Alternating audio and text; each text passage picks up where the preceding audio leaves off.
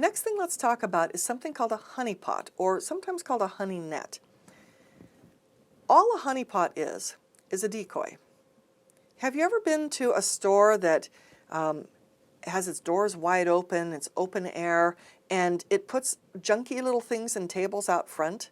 So if someone's going to steal something, they're going to steal the junky things that nobody cares about. A honeypot is basically a fake server, a decoy, that will hopefully keep hackers busy so that they're busy hacking away at the decoy and not getting to the real network. Now, the honeypot can be even a whole fake network. And there is an organization called honeynet.org. There's a honeynet project where you can just download a bootable DVD, and it's like a whole fake thing. And hackers don't know, so they're happily busy hacking away at something that ultimately won't mean anything. When we use honeypots and honeynets, we're trying to distract hackers from the real deal. You may have heard of an organization called Akamai. Akamai basically has mirrors all over the internet.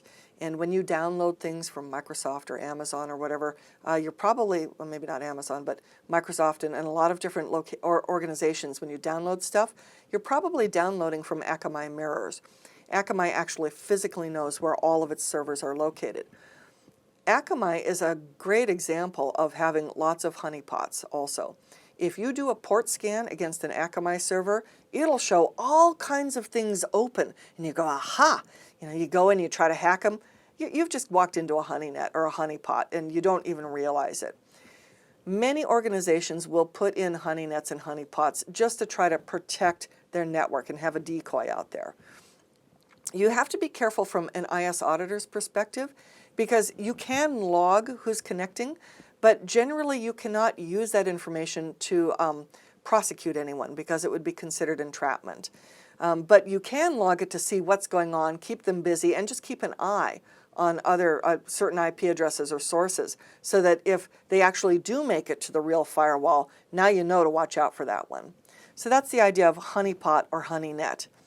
Attackers are lured to the honeypot. It can log the attacks and detect them. It's insecure, but it doesn't really have anything or mean anything.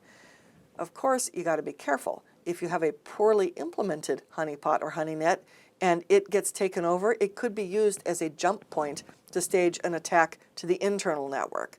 So we use honeypots, like I say, as yet one more security mechanism on our network. We can have software-based honeypots. There are very, very simple ones, free ones on the internet. We can have hardware-based ones. We can have more complex ones. We can have ones where you just boot a DVD and it's a Linux system that's this fake thing. So we can have them, or you can have combinations, software and hardware, whatever works for your particular organization. As an IS auditor, if it's a larger organization, I'm interested in knowing what honeypots do you have. And usually the honeypots sit outside the firewall where they seem to be completely vulnerable, or they might sit in the DMZ. So I'm interested in what kind of decoys that the organization is using to protect its network.